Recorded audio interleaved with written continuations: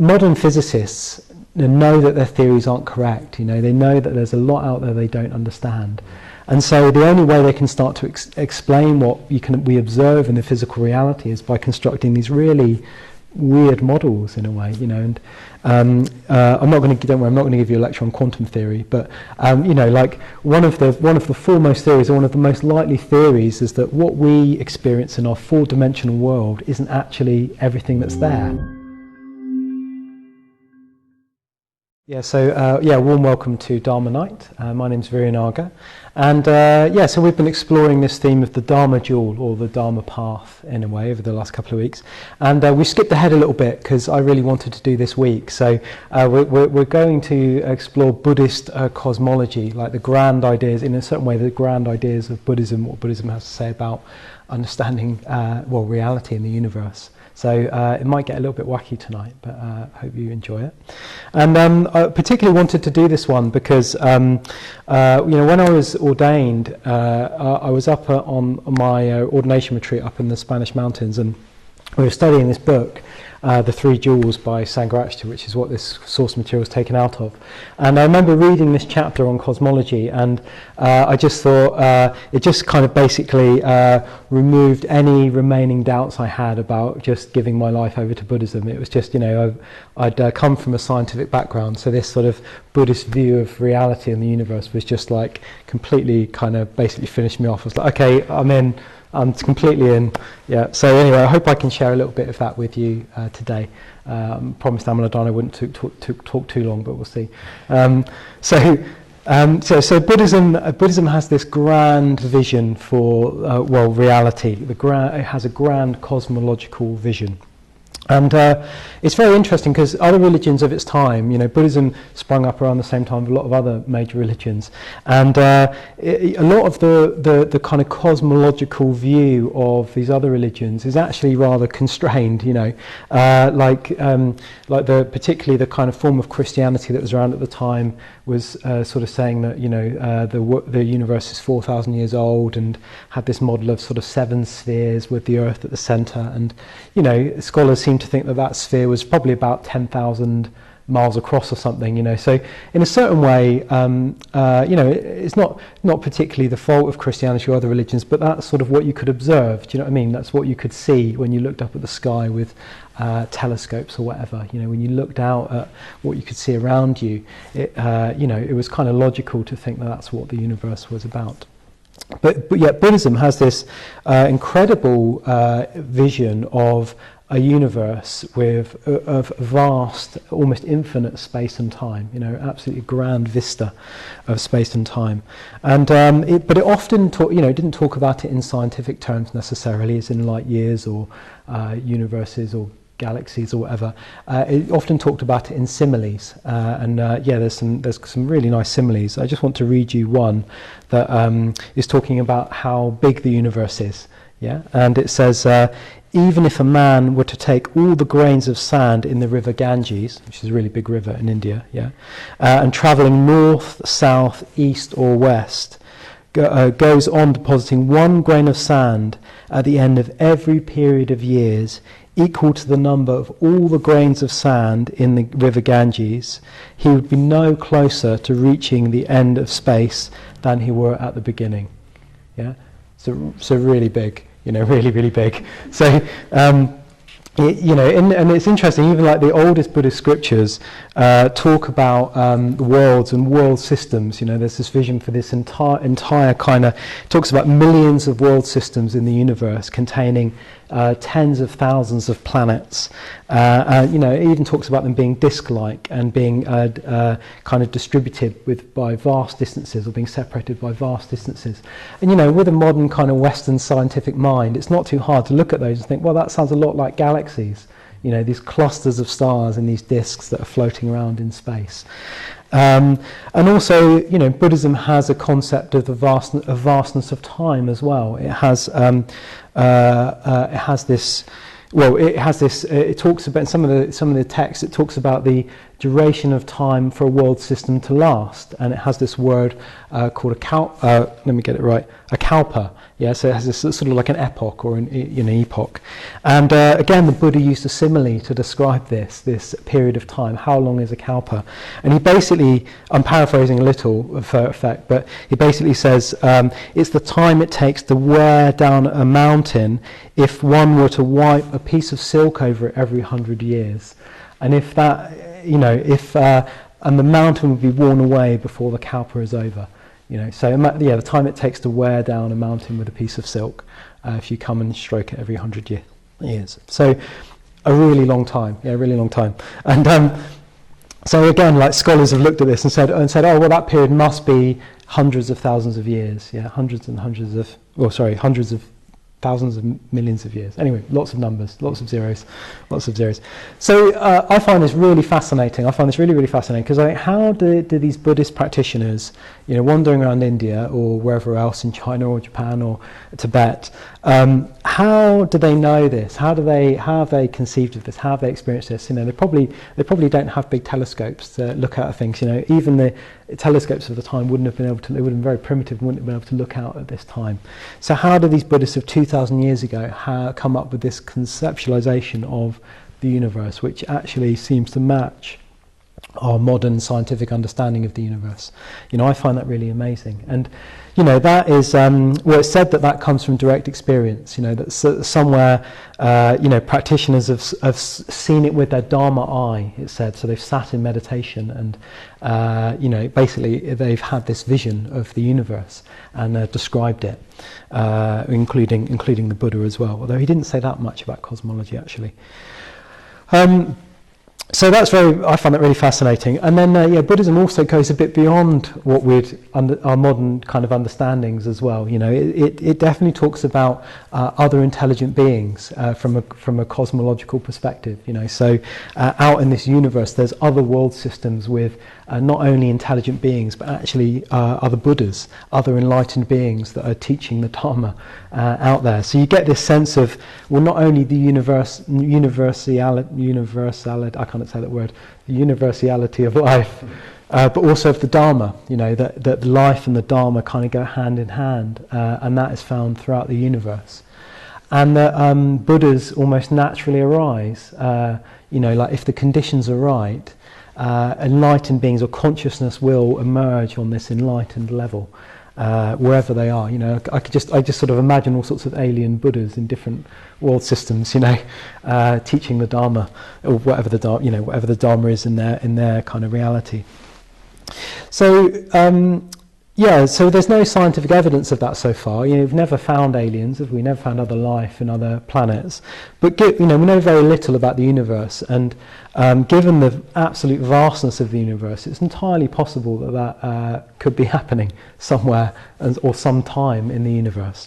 But at this point, that is a bit beyond science.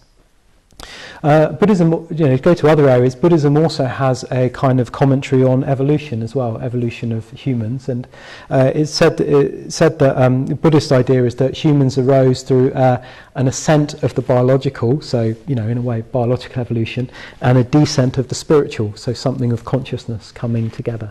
And I've just led a course on that actually. I've led a course called The Evolving Mind on the emergence of consciousness and how Buddhism sees biological evolution and spiritual evolution as almost one continuous kind of process in a way. And so it's really interesting to explore that. And again, it feels like a lot of overlaps and a lot of similarities between perhaps our modern understandings of those areas. But it's not all perfect. And to go into other areas, yet again, Buddhism also wrote a bit about geography and kind of anatomy and physiology as well. And those things, you look at those nowadays, and they definitely feel not entirely correct in a way, or misunderstood or misinterpreted in some way. So it's not a complete case that Buddhism completely had it right all the time, But I think the interesting thing about Buddhism is it doesn't hold its teachings as doctrine particularly. It doesn't say, well, this is how it's taught and therefore it must be true. What actually, I think Rinpoche will be talking about it next week, but the principle of Buddhism is if it works, keep it, and if it doesn't, get rid of it.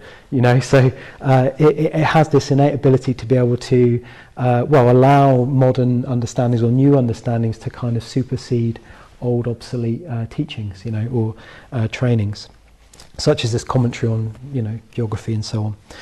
But it's very, but also, it's not always a case that Buddhism or this kind of cosmological explorations or other explorations that are actually trying to always describe the kind of physical reality of our universe. Buddhism has a much kind of broad, because Buddhism has a much broader kind of scope. Quite often, a lot of the kind of explanations or even the similes or the kind of models are actually trying to get at something a bit more symbolic. It's not trying to be a literal interpretation. So one example is the idea of, you have this idea of Buddhist geography in a way, and they present this idea of Mount Sumeru, which is this vast mountain which is said to be at the centre of the world, and it's this great jewelled mountain with one side of it's made of rubies and one side of it's lapis lazuli and all the rest of it, and it's got around it, it's got these like islands where different beings live in this great sea, that was regarded as a model for the way the world is, but clearly that kind of geographically doesn't make sense, from what we know. I mean, even probably in the Buddhist time it didn't make much sense, but what it's getting at is that, it's a more symbolic interpretation of our kind of sort of different planes of existence in a way, different realities of existence. I mean, Buddhism particularly would talk about these three planes of existence, and our plane would be called the karma loka. Yeah, loka literally means place, and this is the plane. So this is the plane of desire, So this is what we understand as the physical universe, the plane of, it said worldly beings, inhabited by worldly beings, and apparently all these other sort of spirits as well, these lower spirits and earthbound deities and all sorts of things in traditional Buddhism. So you have this sense of this plane, everything that we can experience in a material sense is on this plane, this karma loka plane. But you also have these other planes kind of above this, and Buddhist cosmology presents these as entire planes where other sort of beings live in a way, beings of different types of energies. And so you have what's called the next plane is the rupa loka, and it's said, particularly in traditional Buddhism, it's said that these is inhabited by beings dissociated from matter. Dissociated from matter. So they're sort of imperceivable to humans. It's almost like a plane that's existing slightly separate from ours. Withhold your skepticism for a moment. I'll talk a bit more about that in a minute. But so the Rupa Loka, and then you've got the Arupa Loka, which is the realm above that, which is said to be the formless realm or the formless plane, and it's said to be a plane or a place of pure consciousness. A place of pure consciousness, and the beings that live there are said to be luminous.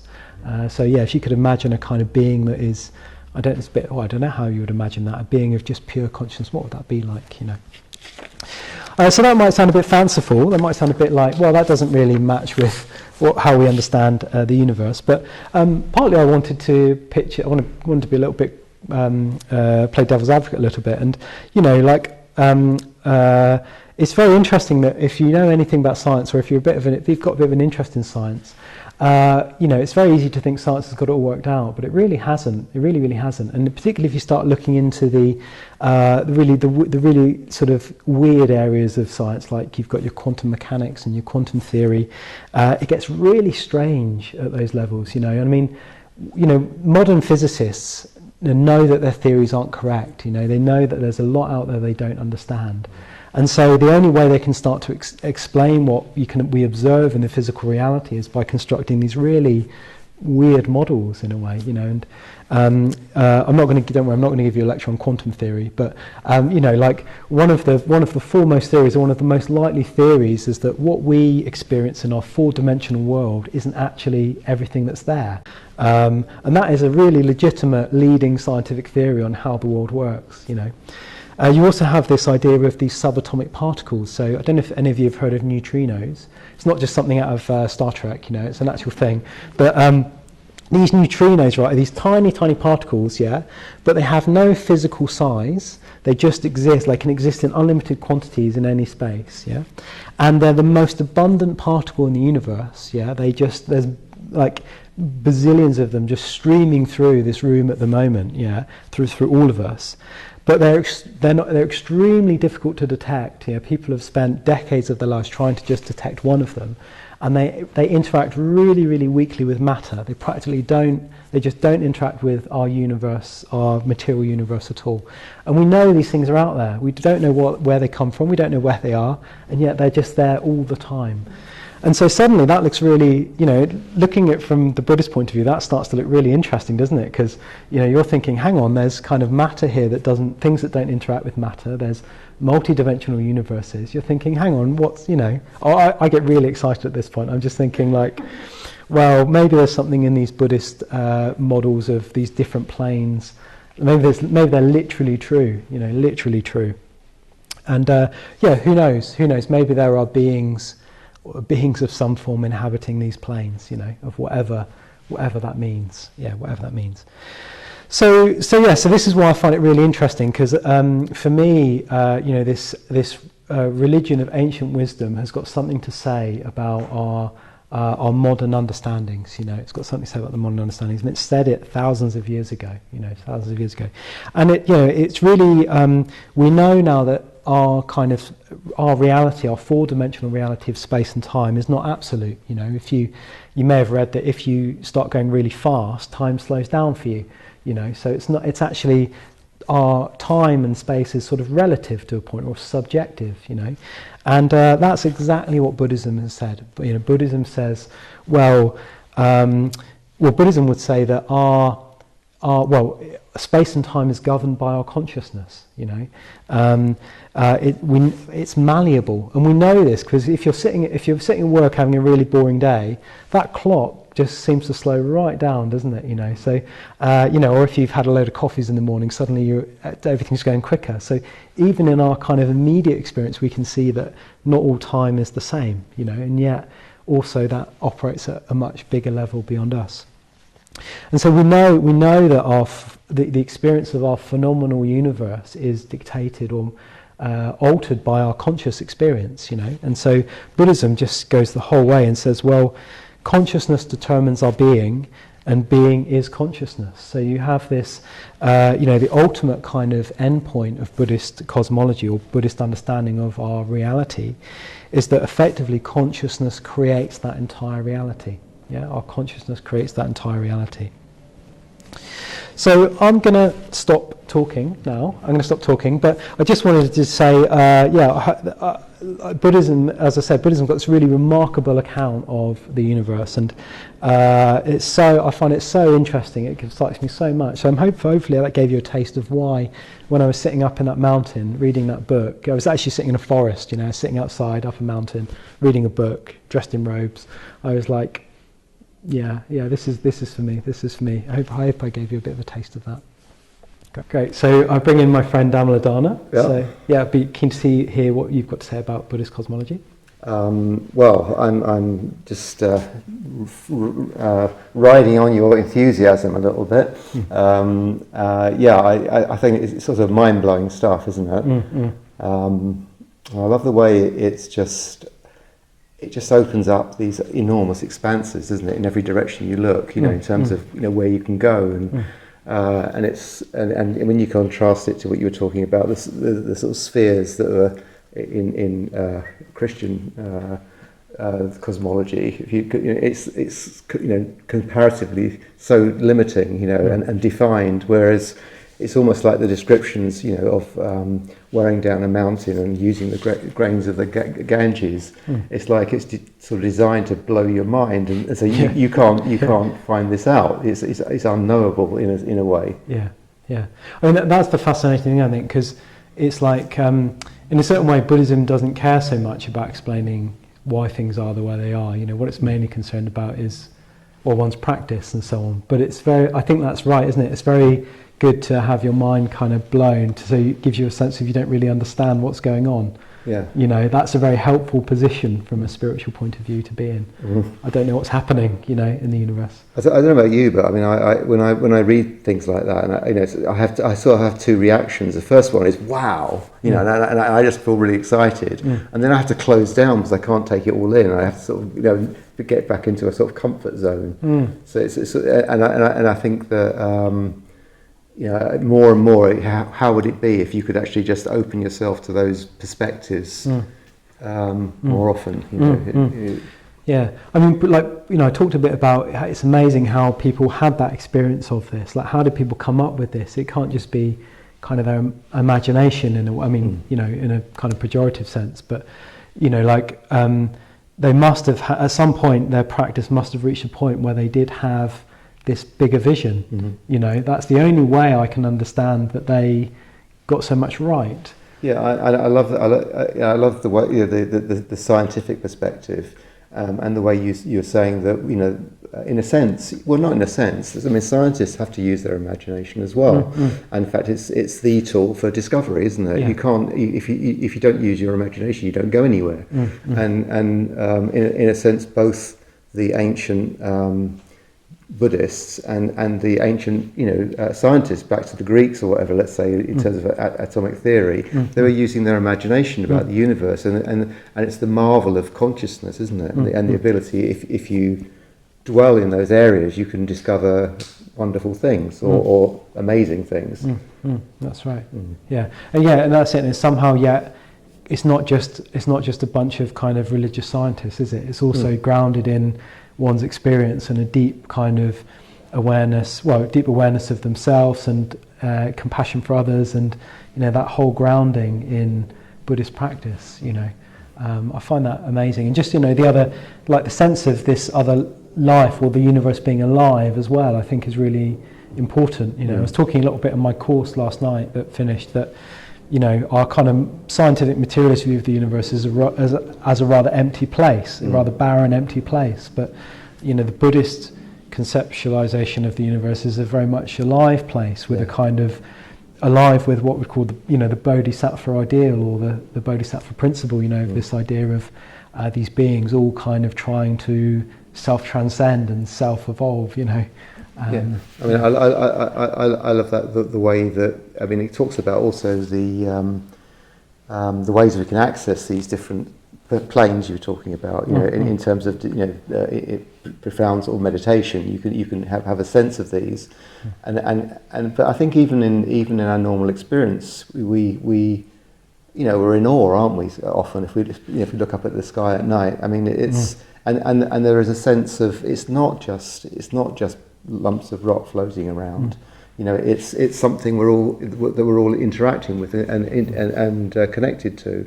And I think that's really just exhilarating. To acknowledge that, actually, to have a if you like within Buddhism, something which allows that to be there. To allow, that some way explains my personal experience of life. Not all the time, but at times when you have these sort of elevated,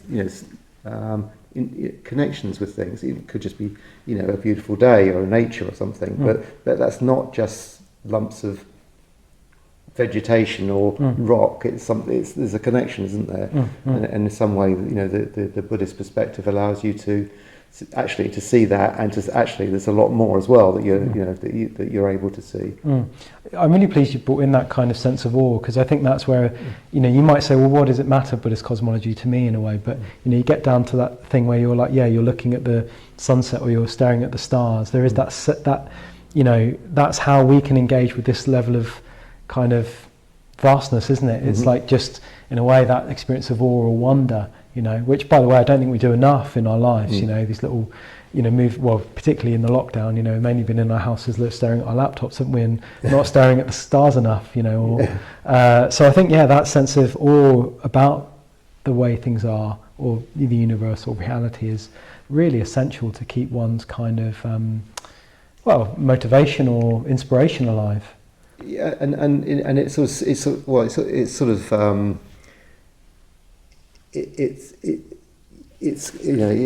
a terrain to discover, isn't it? It's not defined and cold and finished and like there's the spheres and it's 10,000 miles and it's just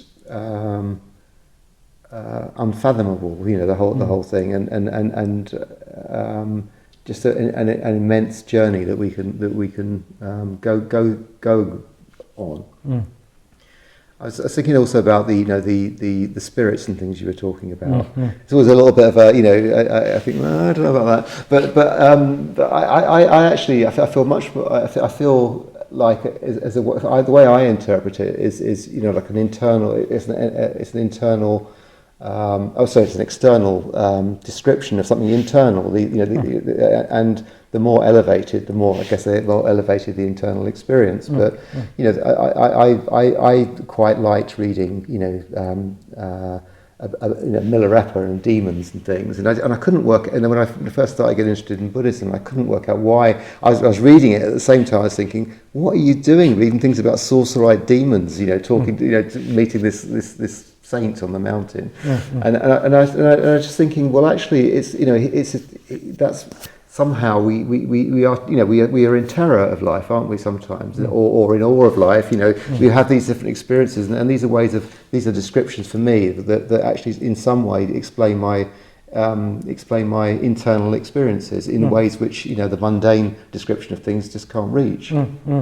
Yeah, no, I think that's entirely valid in a way. You don't have to take these descriptions literally, and I think that, certainly, well, you've got the great story of Padmasambhava, going to tame the demons, and it's very clear that that's a sort of symbolic sense of, taming one's inner demons in a way to achieve a greater state of consciousness, he doesn't, Padmasambhava doesn't kill the demons, does he? He harnesses them for the Dharma, so again... Transforms them, the energies, That's right. But I also kind of want to make a case for actually literally believing as well, actually there's so, I think I wouldn't want to completely dismiss that, I mean, even from a purely scientific point of view, it's entirely possible that there's lots out there we don't understand. So even coming from a quite hard science background myself, I wouldn't dismiss the idea that there are other beings out there that we don't understand or can't contact. No, I wouldn't either. I suppose. I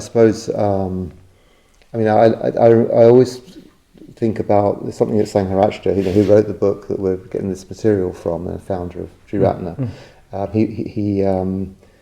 In thinking, living with awareness, I'm not going to get it wrong now, but he talks about when people started translated the Buddhist canon, that they sort of often they omitted all the things with the spirits and things in them, and just had the sort of factual stuff. And he said that in doing so, they were missing the sort of this connection to an ancient sort of connection that people had with the universe, which made the universe alive, and that by missing it, we're missing the sort of the poetry of the Buddhist canon. And I think that's really, I really love that sort of idea, and I love the way he stands up for it. He stands up for leaving in the demons and the deities and whatever.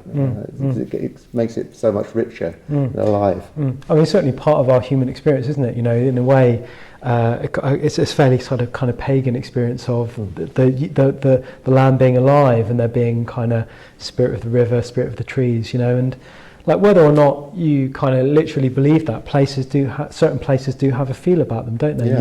You could totally imagine that there's something animated there and something special about a particular area or a particular tree or a particular group of rocks or something. And we'll try to, and we'll feel that, won't we? We'll feel those things, but we'll sort of just try to dismiss them. Maybe with a scientific sort of hat on, but we're dismissing a real experience, a real connection, a reaction we've had to something in our life, which was saying that didn't happen, or I have no explanation for it, so it didn't happen. Well, particularly because from a Buddhist point of view, the only thing that's real is your experience. So if you're having that experience, it in a way becomes real, which kind of takes us back to that point of being consciousness and consciousness being. In a certain way, it's saying that nothing exists independent of one's perception of it. So if you are having an experience, well, that makes it real. Maybe we should finish there. Okay, thank you very much. Thanks, Anudana. Thanks. Great, so I hope you enjoyed that Dharma Night talk. So if you did enjoy it, if you're enjoying our videos, I just want to ask you or encourage you to think about making a donation to the Brixton Buddhist community. We're a UK charity that relies completely on your donations to run everything here. And if this was a class, a meditation class, there'd be a donation bowl that you could just put in £10 at the end of the night to help support the activities. But as you're watching this online, I just want to ask you to think about making an online donation. If you've watched 4 or 5 videos this month, maybe you might want to think about giving £10. So there's a link in the description below where you can go to our website and make a donation. And if you want to keep giving, you don't want to worry about making that donation every month, well, you could just set up a standing order, a monthly standing order. That would be really, really helpful. I want to suggest something of the region of maybe £10 or £20 a month if you're able to do that, and that would be really, really helpful and help us keep producing videos like this one. Thanks for listening. Take care of yourself.